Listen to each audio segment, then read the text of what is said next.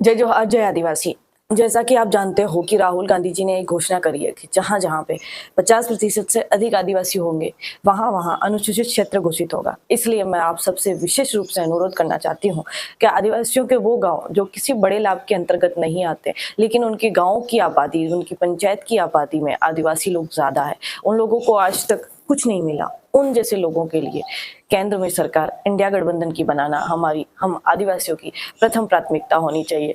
हम चाहते हैं कि ऐसे लोगों की सरकार आए जो हम पे तानाशाही नहीं करे। अभी बहुत सारे लोग मुझे ये कहेंगे कि मैडम हमारे साथ पिछले कई सालों से कांग्रेस ने भी कोई अच्छा काम नहीं किया। आप कहेंगे कि कांग्रेस ही वो पार्टी है जिन्होंने हमारा पृथक जनगणना कॉलम हमसे अलग कर दिया।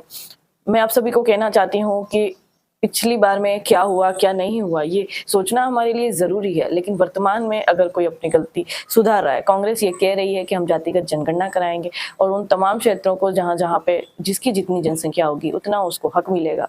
50% से ज्यादा आबादी वाले आदिवासी गांव को अनुसूचित क्षेत्र बनाया जाएगा, छठी अनुसूची लागू की जाएगी और भी कई सारे हमारे को अधिकार मिलेंगे। और एक विशिष्ट बात कि राजनीति में किसी एक पार्टी को समर्थन देना, उसके लिए और उस पार्टी को समर्थन देकर उस पर दबाव बनाना एक बहुत बड़ी राजनीति है। अगर हम हर जगह खड़े होकर हर जगह हमारी वजह से वो पार्टियां जीत जाए जो तानाशाही कर रही है हमारे आदिवासियों के साथ और ज़्यादा गलत कर रही है, चाहे वो हमारे लोगों पर टॉयलेट करने जैसा कांड हो या हमारे लोगों को नंगा करके दौड़ाने जैसा कांड हो या किसी बाजार में छोटी सी दुकान लगाने पर मार मार के पीटने जैसा कांड हो, ये चीज़ें आम बात इस देश के कुछ सालों की राजनीति में हो चुके हैं, जो कि आप देख रहे हैं।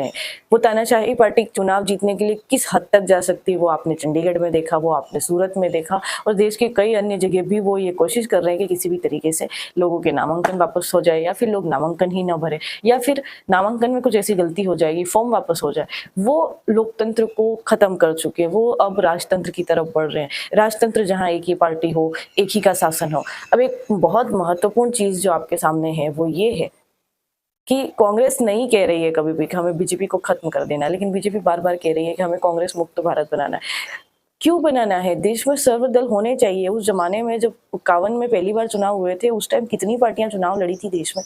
सोचो उस जमाने में जब मुश्किल से जैसे तैसे न जाने कितने महापुरुषों के खून पसीने बहाने के बाद हमको आजादी मिली थी, उस टाइम इतनी पार्टियां कहाँ से आई थी? यानी सभी को आज़ादी थी, सभी को चुनाव लड़ने की आज़ादी थी। कभी उस टाइम ये नहीं कहा गया कि किसी पार्टी का होना ही नहीं चाहिए। इवन कांग्रेस से ही टूटकर अन्य कांग्रेस बनी, लेकिन फिर भी कांग्रेस ने सबको आज़ादी दी, क्योंकि ये लोकतंत्र की परिभाषा है। यहाँ सब आज़ाद है, आप आपके हिसाब से कर सकते हो। ये मुख्य आज़ादी जो इन कुछ वर्षों से छीन ली गई, मीडिया जो दिखाना होता है वो नहीं दिखाती है, कुछ भी दिखा देती। इसलिए मैं आप सबसे अनुरोध करती हूँ कि आप जहाँ जहाँ आपका विशिष्ट बल है, जैसे नागौर में हनुमान बेनीवाल जी का बहुत ज़्यादा प्रभाव था तो उन्होंने वो सीट गठबंधन में ली, लेकिन जहाँ कम प्रभाव था उन सभी सीट को उन्होंने कांग्रेस को दी और उनकी पार्टी वहां पर भी कांग्रेस को मदद कर रही। इसलिए मैं यहाँ चाहती हूँ कि स्पेशली जो उदयपुर लोकसभा सीट है, चित्तौड़ लोकसभा सीट है, इन सीटों पर मेरे समाज के सभी लोग और अन्य समाज के सभी लोग, जो लोग धर्म की राजनीति कर रहे हैं, जो शिक्षा चिकित्सा पे बात ही नहीं करना चाहते, वो हमारी सुविधाओं पे बात नहीं करना चाहते, हमारे किसी भी चीज़ पे बात नहीं करना चाहते, हमारे आदिवासी अन्याय पर बात नहीं करना चाहते, इसलिए मैं चाहती हूँ कि आप सब लोग इन लोकसभा सीट पे, भले ही आपके समाज की पार्टी का व्यक्ति खड़ा है, लेकिन आज आखिरी दिन है और अन्य चरणों में जब चुनाव हो तो मैं निवेदन करना चाहती हूँ कि आप आपके वोट हर कैंडिडेट में अलग अलग डिस्ट्रीब्यूट करने की बजाय आप उस पार्टी को दे जो आज की तारीख में अर्थात 2024 में अपने मैनिफेस्टो में आदिवासी न्याय, आदिवासी हक अधिकार, न्यारी न्याय पे बहुत ज़्यादा बात कर रही है, रोजगार की बात कर रही है।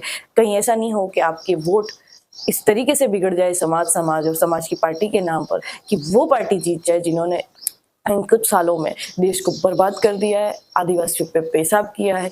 इसलिए मैं बार बार अनुरोध करती हूँ कि आपका ये कुछ ही समय, भले आपको आपके नेता लोग सार्वजनिक रूप से ना कहें, लेकिन मैं कहना चाहती हूँ आपके वोट जितने पड़े उतने वोटों से तानाशाही पार्टी अगर जीते तो आपको इन 5 साल तक दुख रहेगा।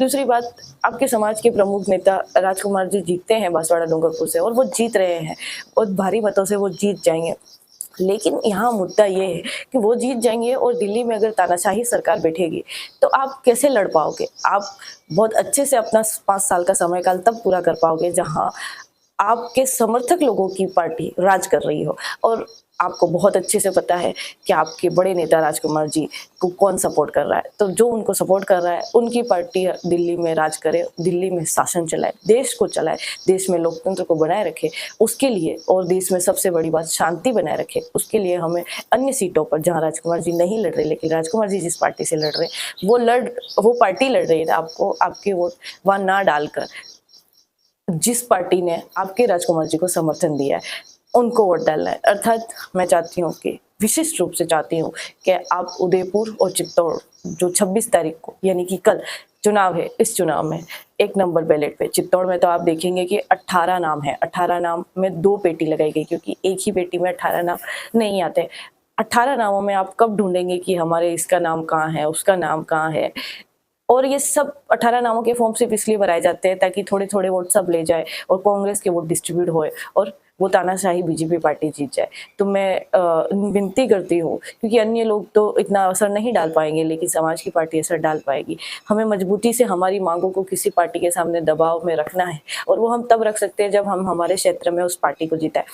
अगर आपकी वजह से तानाशाही पार्टी जीत गई तो आप चाह कर पे कभी भी उनके खिलाफ अपनी बात नहीं रख पाओगे, उनके खिलाफ कभी धरने प्रदर्शन नहीं कर पाओगे। किसान जैसी कौम जो इस देश की सबसे ताकतवर है, चाहे वो पैसों के मामले में हो, चाहे वो उनके रहन सहन के मामले में हो, संसाधनों के मामले हो, फिर भी वो दिल्ली बॉर्डर पे उनकी क्या स्थिति हुई। 1 साल आंदोलन करने के बाद उन लोगों को उनका हक मिला, लेकिन अभी भी प्रॉपर हक नहीं मिला। किसानों को भी उनका प्रॉपर हक कांग्रेस पार्टी दिलाएगी। इसलिए मैं चाहती हूँ कि आप लोग आपका वोट ना बिगाड़ कर किसानों के हक की बात करने वाली पार्टी को दे, आदिवासियों के हक की बात करने वाली पार्टी को दे, मजदूरों के हक की बात करने वाली पार्टियों को दे, और महिलाओं के हक की बात करने वाले लोगों को दे।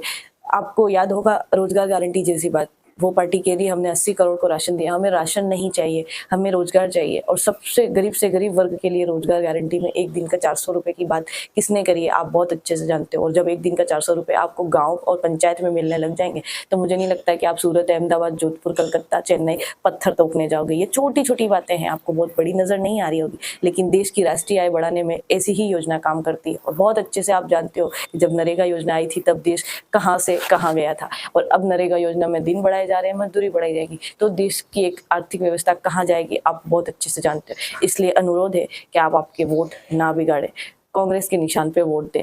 उदयपुर और चित्तौड़गढ़ लोकसभा में ये पहले नंबर पे है, लेकिन अन्य स्थान पे जहां पर भी हैं, आप तमाम मुद्दों को सोचते हुए कांग्रेस के सिंबल यानी हाथ पर वोट दें और उस पार्टी पे अपना प्रेशर बनाए कि हमने आपको जिताया था, तब आप जीत गए, तो आपको हमारे काम, हमारे समाज के काम विशिष्ट रूप से करने पड़ेंगे। जय जोहार, जय आदिवासी, जय कांग्रेस, जय लोकतंत्र, जय संविधान, और इंडिया गठबंधन की जय। हमें इंडिया गठबंधन की सरकार बनानी है, इस चीज़ को याद रखिए। हमारी पार्टी को कितने वोट मिले कितने नहीं, इससे आप एक ही दिन में यानी एक ही लोकसभा में राष्ट्रीय पार्टी नहीं बन जाने वाले हो। बार बार कह रही हूँ, हमारा अंतिम लक्ष्य राष्ट्रीय पार्टी बन जाना नहीं है। हमारा अंतिम लक्ष्य तानाशाही के खिलाफ खड़ा होना है। हमारा अंतिम लक्ष्य इस देश के लोकतंत्र को बचाना है। हमारा अंतिम लक्ष्य इस देश के लोकतंत्र के चौथे स्तंभ मीडिया को ये बताना है कि आपका काम देश को हकीकत बताना था, ना कि चापलूसी करना। इतना सब कुछ के बावजूद अगर आप नहीं समझते और बिगाड़ते हैं और आप के जितने वोट मिले उसके बाद वो तानाशाही पार्टी जीत गई, तो आप अपने आप को 5 साल माफ नहीं कर पाओगे। और इन 5 सालों में अगर आप इस देश के साथ कुछ बहुत खराब हो गया, जैसा कि क्या बोलते हैं उसको, निर्मला सीतारमण जी के पति कह रहे हैं, जैसा कि सत्यपाल मलिक जी जो जम्मू कश्मीर के राज्यपाल जी कह रहे हैं, इतना सब कुछ होने के बाद भी आप उन लोगों को वोट देते हैं, तो ये आपकी मर्जी। देश को बर्बाद करने में अपना योगदान ना दे, देश को बनाने में अपना योगदान दे। और इसके लिए आपको कोई पत्थर पावड़ा नहीं थोपना, इसके लिए केवल आपको एक वोट का इस्तेमाल करना है। और ये वोट प्लीज तानाशाही पार्टियों को ना दे, विनम्र विनती है। जोहार।